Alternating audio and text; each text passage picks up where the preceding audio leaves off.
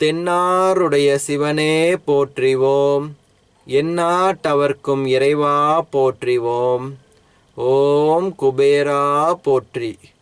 அனைவருக்கும் வணக்கம்.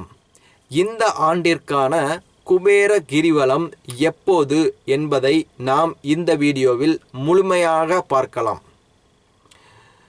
வருடத்திற்கு 12 தமிழ் மாதங்கள் உள்ளன, சரியா?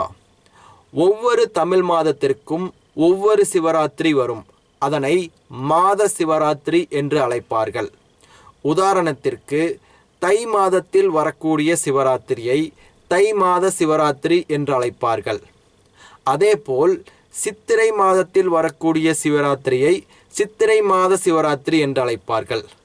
அதன் அடிப்படையிலே கார்த்திகை மாதத்தில் வரக்கூடிய சிவராத்திரியை கார்த்திகை மாத சிவராத்திரி என்று அழைப்பார்கள்.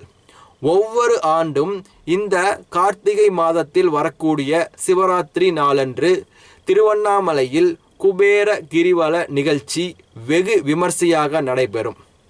இந்த குபேர கிரிவல நிகழ்ச்சியை தரிசிக்க தமிழ்நாடு மட்டுமின்றி அண்டை மாநிலங்களான கேரளா, கர்நாடகா, ஆந்திராவிலிருந்தும் கூட பக்தர்கள் வருவார்கள் என்பது குறிப்பிடத்தக்கது.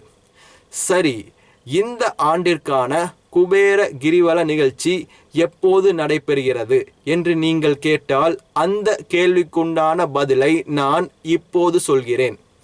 நவம்பர் 18 தமிழ் தேதியின் படி பார்த்தோம் என்றால் கார்த்திகை மாதம் 2ஆம் தேதி.